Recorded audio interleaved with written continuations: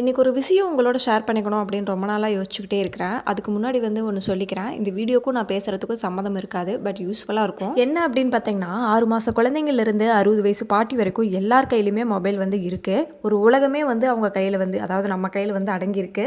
அதில் நிறைய விஷயங்கள் பார்த்தீங்கன்னா, யூடியூப் ஆகட்டும், இன்ஸ்டாகிராம் ஆகட்டும் 80% நெகட்டிவாக தான் சொல்கிறாங்க. ஒரு 20% மட்டும்தான் பாசிட்டிவாக இருக்குது அப்படின்னு சொல்லிட்டு என்னோட கருத்து. அதில் ஒன்று எக்ஸாம்பிளாக பார்த்தீங்கன்னா, இந்த டிவோர்ஸ் கேஸ் தான். அப்போல்லாம் பார்த்தீங்கன்னா, கணவர்மார்கள் அடிக்கிறாங்க, குடிக்கிறாங்க, வரதட்சணை வாங்குறாங்க, பெண்களும் மாமியார் கொடுமைப்படுத்துறாங்க. இந்த மாதிரி பெரிய பெரிய தவிர்க்க முடியாத சூழ்நிலை தான் டைவர்ஸ் பண்ணுறாங்க. இப்போல்லாம் பார்த்தீங்கன்னா, ஒன்றுத்துக்கு மற்ற சின்ன சின்ன விஷயத்துக்கெல்லாம் டைவர்ஸ் பண்ணிட்டு போகிறாங்க. அதையும் சோசியல் மீடியாவில் போடும்போது அதை பார்க்குற நமக்கும் அதே மைண்ட் செட்டு தான் ஆகுது. இது நான் ஒரு எக்ஸாம்பிளுக்காக தான் சொன்னேன். இது மட்டும் கிடையாது. இந்த பாலியல் வன்கொடுமை, இந்த ஆடம்பர வாழ்க்கை, ஒருத்தர் பெரிய வீடு வச்சுருக்காங்கன்னா அதே மாதிரி நம்மளும் கடனை வாங்கியாவது கட்டிடணும். நகை வச்சுருக்காங்க, அதே மாதிரி நகை வாங்கணும். ஒருத்தர் கார் வச்சுருக்காங்க, அதே மாதிரி வாங்கணும். அது மட்டும் இல்லாமல் இல்லாதவங்கெல்லாம் அதை பார்த்துட்டு ரொம்ப ஏங்குறது, இந்த மாதிரி பிரச்சனைகள் எல்லாம் குடும்பத்தில் வர ஆரம்பிச்சிருது. நமக்கு தான் நல்ல விஷயங்களான வீடியோலாம் பார்க்குறதுக்கு பிடிக்காது. அடுத்தவங்க வீட்டில் என்ன சண்டை நடக்குது, புருஷன் பொண்டாட்டிக்குள்ளே என்ன சண்டை நடக்குதுன்னு பார்க்குறதா ரொம்பவே பிடிக்கும். அதையெல்லாம் பார்த்துட்டு அதை ஃபோனுக்குள்ளேயே வச்சுட்டு மற்ற வேலை பார்க்குறதுக்கு வந்துடணும். அதே மைண்ட் செட்டோடய நம்ம சுற்றிக்கிட்டு இருந்தோம் அப்படின்னா குடும்பத்தில் பிரச்சனை தான் வரும். இதுதான் என்னோட கருத்து. உங்களோட கருத்து என்னன்னு மறக்காமல் கீழே பதிவு பண்ணுங்க. என்னோட இந்த கருத்தை நீங்கள் ஏற்றுக்கிறீங்களோ இல்லையோ, ஆனால் 1 நிமிஷம் 31 செகண்ட் வீடியோவை கடைசி வரைக்கும் பார்த்ததுக்கு ரொம்பவே நன்றி.